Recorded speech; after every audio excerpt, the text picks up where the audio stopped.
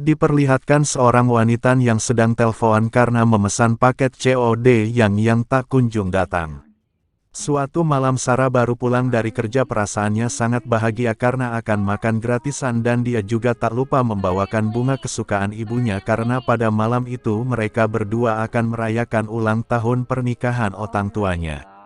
Sesampainya di rumahnya, di situ suasana terlihat sangat sepi. Kedua orang tuanya tak berada di sana padahal prasmanan sudah siap di meja makan. Lalu Sarah memanggil mereka tapi tak satu pun yang menjawab, lalu dia naik ke lantai 2 dan menuju kamar ibunya. Dikira sedang diperang ala-ala YouTuber terkenal, di situ Sarah melihat pemandangan mencekam karena ibunya yang sedang merujak suaminya dengan pisau dapur. Setelah selesai merujak lalu dia menggorok lehernya sendiri sampai mokat. Sarah pun terkejut melihat dan jatuh pingsan. Sejak saat itu Sarah mengalami depresi dan mencoba mengakhiri hidupnya dengan cara membeset tangan kanannya sehingga darahnya bercucuran memenuhi di lantai membuatnya kelelahan. Sarah ternyata masih selamat, dan mengatakan dia tidak ingat apa-apa yang telah dialami. Ia hanya merasa yang lelah dan tak bisa menggerakkan badannya. Suaminya yang bernama Nick, memintanya untuk berbaring saja dan berfokus untuk kesembuhannya dulu. Nick hanya mengatakan ia menemukannya dalam keadaan tangan kanan yang tergores pisau, sewaktu di bak mandinya dan terbaring di ranjang ini, selama beberapa minggu sejak saat itu. Sarah pun melihat luka goresan pada tangannya yang terbalut, terlihat tangnya masih mengeluarkan darah pada perban itu. Kemudian Nick memberikan sebuah obat antimo untuk meringankan rasa nyeri pada Sarah. Sarah pun meminumnya tanpa banyak kepo tentang obat apa itu. Setelah Sarah meminumnya, dia merasa mengantuk dan ingin segera tidur. Kemudian dia bermimpi horor. Dalam mimpinya ia didatangi memedi kedua orang tuanya. Dan mimpi itu seperti kenyataan. Sarah pun terbangun di tengah malam. Dan Nick mencoba menenangkan Sarah dan memeluknya. Dan Nick memberitahu kalau itu cuma mimpi, lalu Nick memberi obat lagi agar Sarah tertidur kembali. Pagi hari pun tiba. Saat berada di dapur, Sarah bertanya pada suaminya tentang orang tuanya. Nick bilang bahwa mereka berdua telah meninggal beberapa bulan yang lalu. Sekali lagi Sarah mengatakan jika dia tidak ingat apapun tentang kematian itu. Kemudian Sarah menanyakan kakaknya yang bernama Julie kepada Nick sedang memasak telur ceplok, mengatakan bahwa Julie adalah ures-ures. Ures-ures yang mengambil tanah warisan keluarga sendiri termasuk rumah mereka, bahkan pada saat koma pun dia tidak pernah menengok. Dari cerita itu Sarah tidak percaya dengan omongannya itu, tapi dia tidak bisa berbuat banyak karena kondisinya masih lemas. Tiba-tiba Sarah terbangun di sebuah sofa dan melihat seorang wanita yang keluar dari taman rumahnya. Nick memberitahu jika wanita itu adalah pembantu di rumah ini, namanya adalah Rose. Dialah yang membantu kerjaannya mengurus mulai dari perawatan untuknya, memasak, mencuci dan membersihkan kebun, semuanya dilakukan sendiri. Nick sangat membutuhkannya karena dia juga sibuk karena harus mengerjakan tulisannya, namun Sarah tidak mengingat satupun momen tentang keberadaan Rose di rumah itu. Dia masih berusaha mencerna hal-hal baru itu. Nick sekali lagi memintanya untuk bersabar dan memberinya obat lagi untuk membantu memulihkan ingatannya. Akhirnya Sarah mandi setelah beberapa bulan tidak menyentuh air sama sekali. Setelah selesai ia mengitari lantai 3 untuk mengingat kembali kenangan masa lalu. Ia menemukan sebuah pintu misterius yang tidak ada sebelumnya, namun ketika ia membukanya, Rose buru-buru menutupnya dengan alasan pintu itu menuju loteng sangat berbahaya bagi Sarah. Maka Rose mengunci pintu itu dan terlarang bagi Sarah. Sarah pun pergi untuk menemui Nick. Dia menanyakan tentang foto pernikahan mereka yang tidak terpasang di dinding manapun. Yang mana hal itu janggal bagi pasangan yang sudah menikah. Nick mengatakan jika fotonya disimpan dengan baik dan meminta Sarah untuk tidak memikirkannya. Sarah yang sangat polos ini, dia dengan mudahnya percaya dengan alasan itu. Nick memeluknya dan melanjutkan pekerjaannya sebagai penulis. Malam harinya Sarah kembali bermimpi aneh. Dia sedang terbaring dengan keadaan melihat dua orang di hadapannya. Pria itu memeriksa kedua matanya. Sedangkan si wanita meneriakinya. Rupanya wanita itu adalah kakaknya yang bernama Julie. Karena terkejut saat terbangun, dia berdiri melihat mereka berdua diusir oleh Nick. Sarah yang penasaran menanyakan tentang pengusiran itu. Nick sekali lagi menegaskan bahwa ia sangat membenci Julie karena sudah melakukan hal jahat pada Sarah.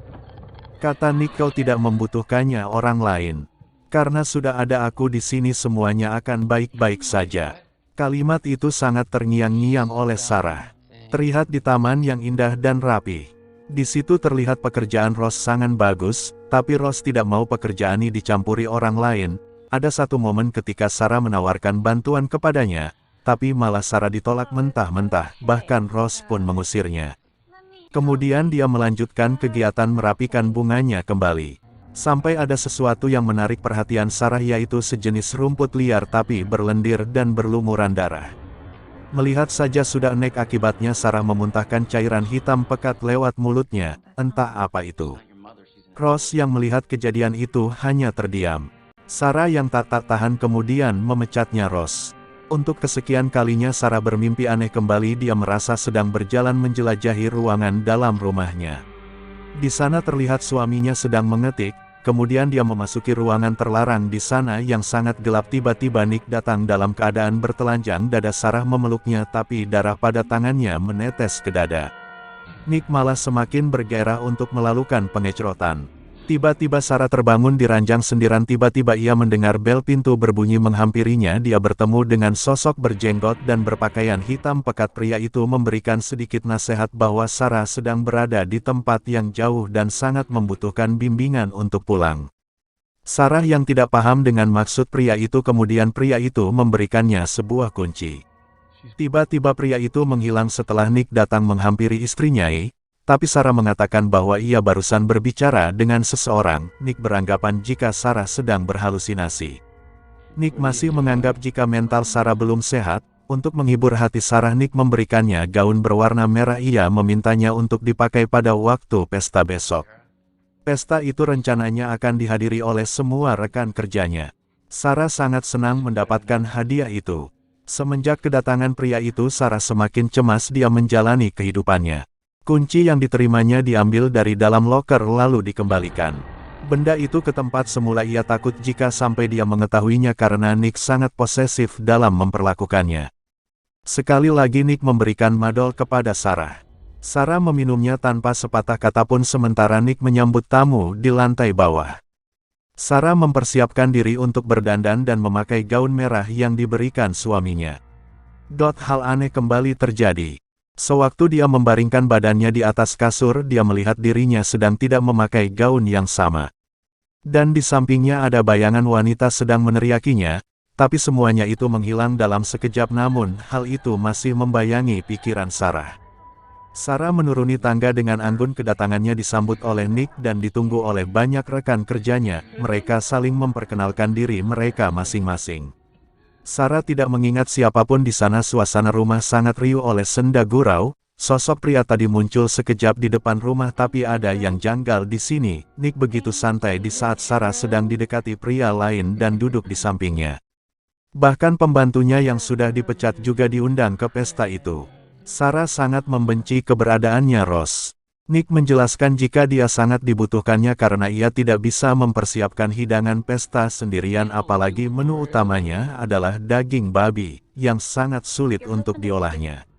Acara pesta mendekati usai. Nick mengajak semua yang hadir untuk kesembuhan istrinya dan kelanggengan pernikahannya.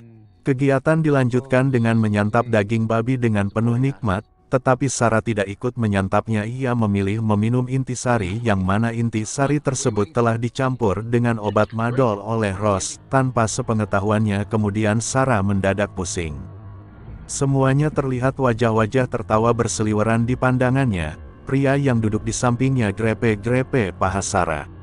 Sarah menusuk tangan pria itu dengan garpu. Darahnya menggenangi taplak meja. Orang yang melihat hanya tertawa melihat kejadian itu. Selanjutnya Nick mencumbu Sarah. Tak hanya itu, semua orang juga ikutan mencembuhnya. Tubuhnya dinikmati oleh semua orang kecuali pria tadi yang menghisap darah pada pergelangan tangannya. Tiba-tiba tubuh Sarah berada di sebuah bak mandi bercampur darah. Di belakangnya ada sosok pria berkepala babi sambil menunjuk ke arah cermin di depannya. Gambar pada cermin menggambarkan situasi suatu Sarah sedang menusuk leher pria tadi padahal Sarah menusukkan garpunya ke tangan pria itu. Sarah menjadi bingung untuk mencernanya, pria itu menjelaskan tentang dia yang berada di balik topeng babi. Dia yang ternyata selama ini mengajaknya bercinta, makan bersama, dan mengobrol bersama, adalah sosok iblis yang menjelma sebagai suaminya. Sang iblis tadi hadir atas panggilan Sarah sendiri. Suatu kejadian saat menyayat pergelangan tangannya beberapa minggu yang lalu suaminya yang sebenarnya sudah lama meninggal jauh sebelum kedua orang tuanya. Namun Sarah masih sangat merindukan kehadiran sosok suami yang dipujanya itu, hingga kehalusannya menarik perhatian iblis. Untuk menggantikan peran suaminya dalam kehidupan rumah tangganya, sang iblis menerangkan jika Sarah sudah memakan apel. Karena Sarah telah merebut hak sang pencipta akan kematiannya, dosa bunuh diri adalah dosa kriminal tingkat atas menyalahi kodrat manusia.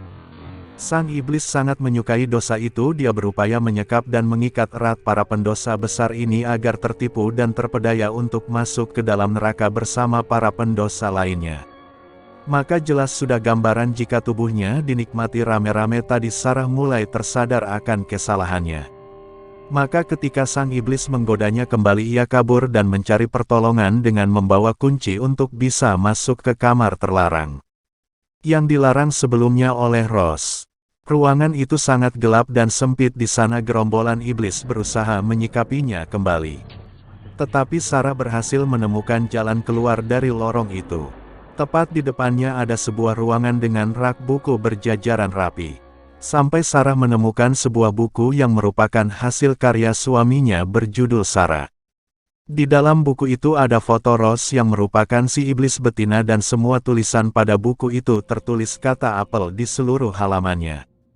Wajah pria tua itu kembali terngiang di kepalanya. Dia juga teringat akan pesan pria tua itu. Tekadnya sudah bulat untuk segera keluar dari dunia ilusi tersebut. Namun si iblis menggoda kembali untuk menemaninya lagi. Itu adalah hal yang indah. Tetapi Sarah mengingat kembali kejadian tragis yang menimpa kedua orang tuanya. Ternyata penyebab kelakuan hal ganjil ibunya yang merupakan ulah iblis itu. Si iblis menarik tangan Sarah untuk tidak meninggalkannya, tapi pria tua tadi segera menolongnya dengan kekuatan air suci yang disiramkan kepada iblis itu. Sarah berhasil keluar untuk kembali ke dunia yang sebenarnya.